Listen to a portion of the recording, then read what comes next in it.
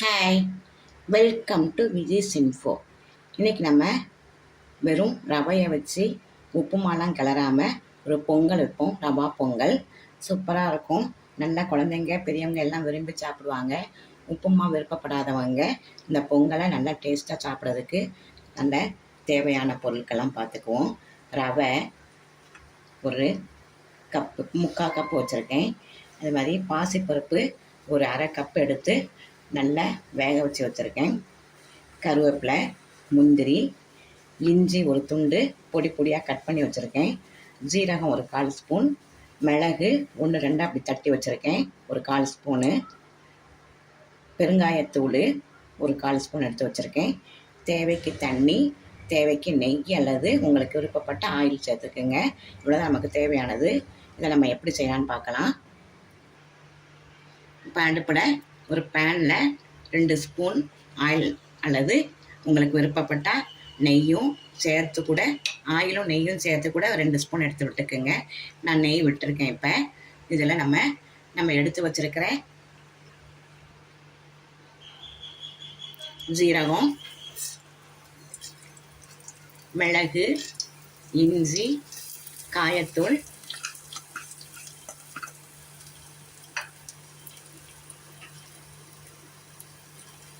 கருவேப்பிலை,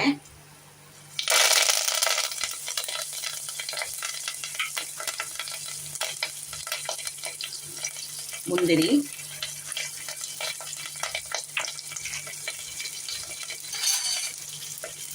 எல்லாத்தையும் வறுத்துக்கலாம்.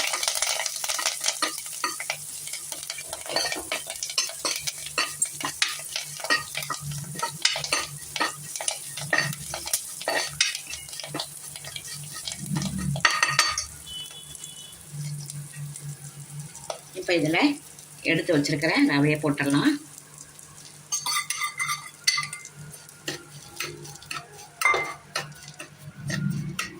ஒரு நிமிஷம் இப்படி நல்லா வதக்கிக்கலாம். வறுத்த ரவை தான், அதனால் சும்மா இந்த நெய்யெலாம் கோட்டிங் ஆகிற மாதிரி வறுத்து வச்சுக்கலாம்.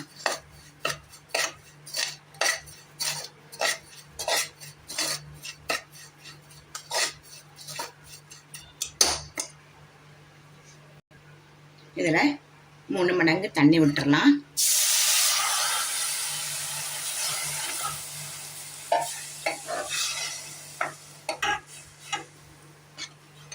நல்ல சிம்பிளாகவும் இருக்கும், உப்புமா மாதிரியும் இருக்காது, பொங்கல் மாதிரியும் இருக்காது. ரெண்டும் சேர்ந்த கலவையாக நல்ல டேஸ்ட்டாக சூப்பராக இருக்கும். நீங்கள் உங்கள் வீட்டில் ட்ரை பண்ணி பாருங்கள். இது ஒரு நிமிஷம் கிளறிட்டு நம்ம எடுத்து வச்சுருக்க பாசிப்பருப்பு நல்லா வேக வச்சுருக்கோம், அதை விட்டுறலாம். அடுப்பை நல்லா சிம்மாக வச்சுக்குங்க.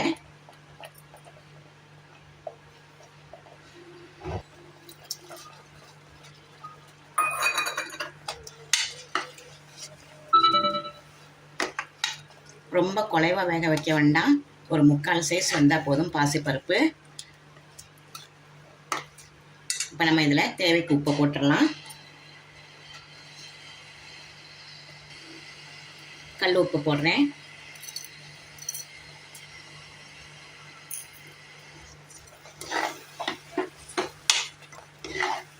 இது அப்படி நம்ம குக்கர் மூடி போட்டு மூடிடலாம்.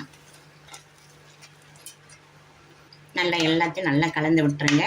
உப்பு பார்த்துக்குங்க. இந்த டைமில் உப்பு எப்படிலாம் இருக்குன்னு பார்த்துக்கிட்டு நம்ம தேவையான போட்டுக்கலாம். ஃபஸ்ட்டு கொஞ்சம் குறைச்சலாகவே போடுங்க, அப்போ நமக்கு தேவைக்கு கொஞ்சம் ஜாஸ்தியாக வேணால் போட்டுக்கலாம். ரொம்ப முதலே போட்டுறாதீங்க.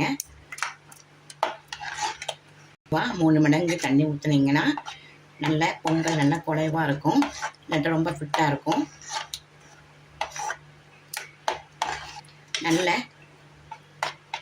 வறுத்துட்டோம் ரவையை, ஆனாலும் சில நேரம் கட்டி வரும். நல்லா கட்டி இல்லாமல் நல்லா எல்லாத்தையும் நல்லா கலரிக்குங்க. நல்லா அவ்வளோதான். இப்போ நம்ம மூடி போட்டுடலாம்.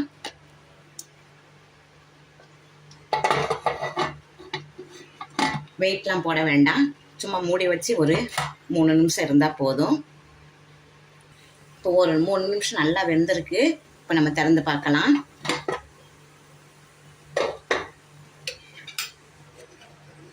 நல்லா குலைவா சூப்பராக இருக்குது பாருங்கள். இந்த பதத்தில் இருந்தால் போதும். நம்ம ஸ்டவ் ஆஃப் பண்ணிடலாம். இதுக்கு மேலே ரொம்ப ஃபிட் ஆயிரும். இப்போ ஸ்டவ் ஆஃப் பண்ணிவிட்டு 2 ஸ்பூனு நெய் விட்டுறலாம். உங்களுக்கு நெய் பிடிக்கலன்னா ஆயிலுமே விட்டுக்குங்க, நல்லா தான் இருக்கும். ஆயிலும் நெய்யும் கலந்து விட்டால் இன்னும் நல்லா தான் இருக்கும். அவ்வளோதான், நல்ல ரவா பொங்கல் சூப்பராக ரெடி ஆயிடுச்சு. நல்ல ஹெல்த்தியான பாசிப்பருப்பு எல்லாம் சேர்ந்துருக்கு. நீங்கள் முந்திரி பருப்பை லாஸ்ட்டில் கூட தாளித்து போட்டுக்கலாம். நல்ல மொறு நல்லாயிருக்கும். நான் ஃபஸ்ட்டு வேகிறப்பவே வச்சுட்டேன், எல்லாத்தையுமே போட்டேன். நீங்கள் கடைசியில் கூட போட்டுக்குங்க, நல்லாயிருக்கும். அவ்வளோதான், சூப்பரான பொங்கல் ரெடி ஆயிடுச்சு. இதை ஒரு பாத்திரத்தில் நம்ம எடுத்து வச்சிடலாம். சூப்பரான ரவா பொங்கல் பாருங்கள், அசத்தெல்லாம் ரெடி ஆயிடுச்சு. நல்ல டேஸ்ட்டாக இருக்கும், நல்லா ஹெல்த்தியானதை கூட சிம்பிளாக செஞ்சிடலாம். பாசிப்பருப்பை கொஞ்சம் வேக வச்சுட்டு டக்குன்னு செஞ்சிடலாம். நீங்கள் டிஃப்ரெண்ட்டாக குழந்தைங்களுக்கு கொடுத்தா நல்லா சாப்பிடுவாங்க. இது கூட நான் சாம்பார் வச்சுருக்கேன், நல்லாயிருக்கும், சூட்டபுளாக இருக்கும். இட்லி சாம்பார் நீங்கள் தேங்காய் சட்னி வச்சு பரிமாறலாம். செம்ம டேஸ்ட்டான இந்த ரெசிபியை நீங்கள் செஞ்சு அசத்துக்குங்க.